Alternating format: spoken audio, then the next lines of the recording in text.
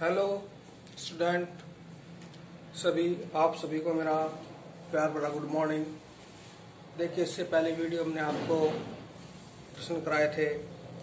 आज हम आपको कराते हैं सांख्यिकी स्टैटिक्स। इसमें आज आपका टॉपिक है माध्य। माध्य यानी कि होता है आपका समांतर माध्य। एक सीधे सीधे शब्दों में आप कह सकते हैं जैसे कि एवरेज होता है, एवरेज निकालना।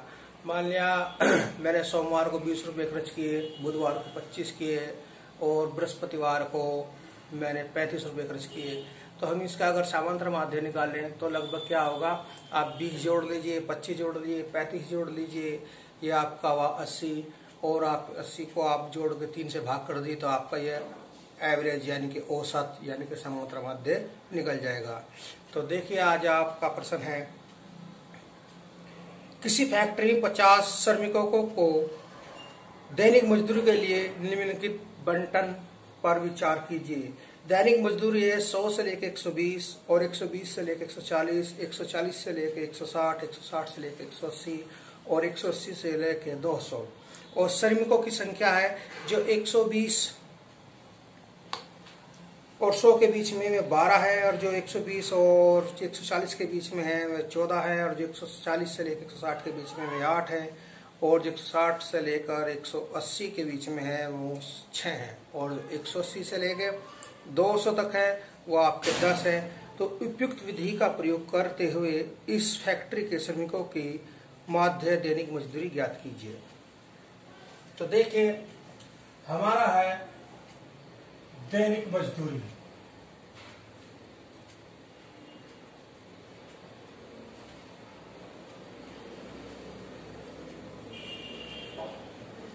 रुपए, ठीक है। फिर है आपका श्रमिकों की संख्या, आपका है 100 से लेके 120, फिर 120 से 140, फिर 140 से 160, फिर 160 से लेके 180 और 180 से लेकर 200। ये हुआ आपका 12, 14, 8, 6, 10। इस तरह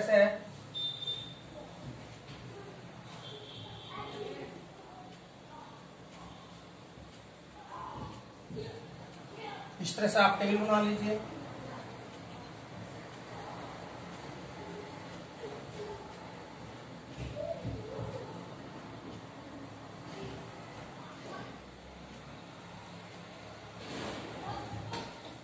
यहां पे लिखिए आप योग। देखिए, जो आपकी श्रमिकों की संख्या है वो होती फ्रीक्वेंसी यानी कि कितने हैं। इसका मतलब है जिन्हें 100 से लेकर 120 तक मजदूरी मिलती है ऐसे आदमी 12 है, और जिन्हें 180 से लेकर 200 के बीच में मजदूरी मिलती है वे ऐसे श्रमिक 10 है। इसका मतलब ये हुआ। तो आप इसका खुद निकालिए, इसको बोलते हैं पद यानी कि एक्स। आप 100 और 120 को जोड़िए, ये हो गया आपके 240। इसे आप 2 से भाग कीजिए, तो 240 को जब हम 2 से भाग करेंगे तो आप पाएगा 120। तो आपका 120। फिर आप 120 और 140 को जोड़िए, उसका आधा कीजिए, यह आपका 130। और 140 160 को जोड़िए, ये, और 140 160 को जोड़िए आप, ये 300 होगा, 150। फिर आप इसे जोड़ कर आधा कीजिए 170। फिर आप इसे जोड़ कर आधा कीजिए 190। फिर आप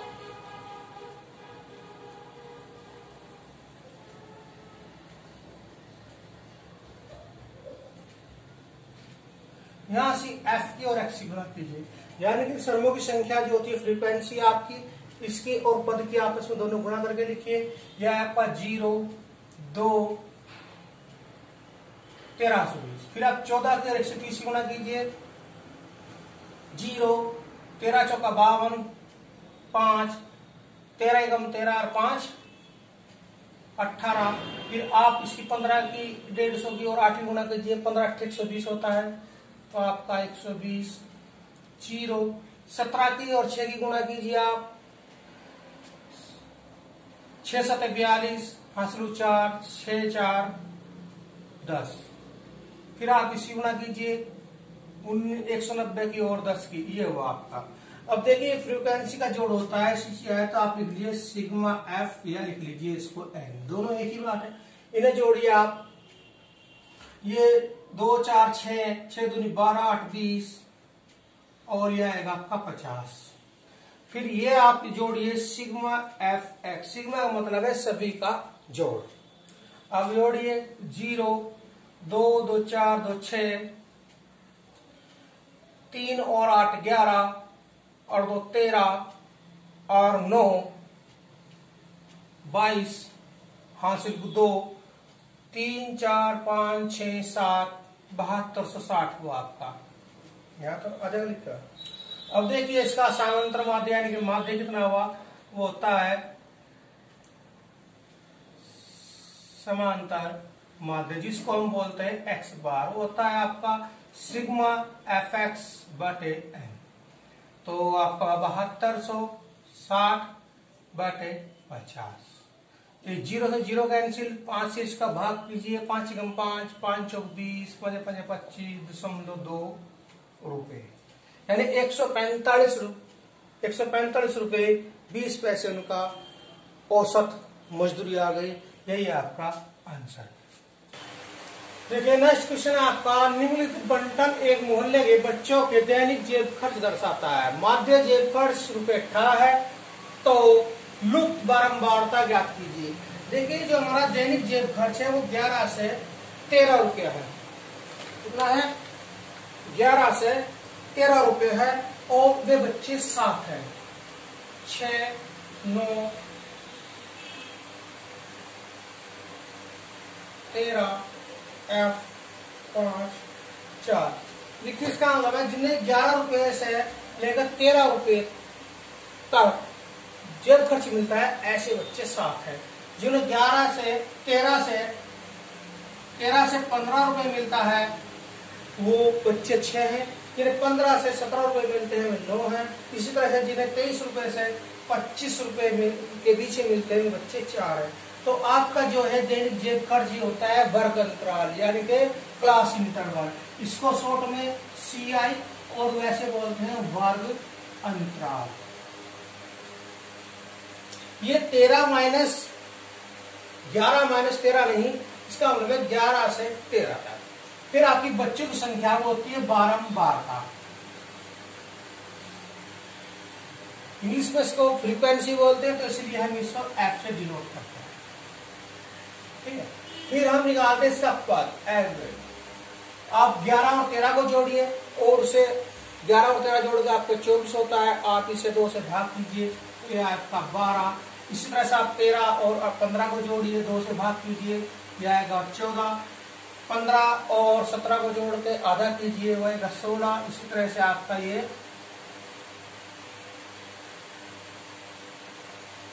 24 आएगा। फिर आप F, इसको बोलते हैं हम X, F की और X की आप गुणा करेंगे। 12 सत्ते आपके 84 होते हैं, 14 5 70, 14 6 84 होते हैं। 16 की 9 गुणा कीजिए, 16 9 144 होते हैं। 18 की और 13 की गुणा कीजिए आप, तो 18 की और 13 की गुणा कीजिए आप, 18 दूनी 36 और 18 तिया 54, 4 हासिल को 5, 18 कम 18 और 5, 18 और 5 23।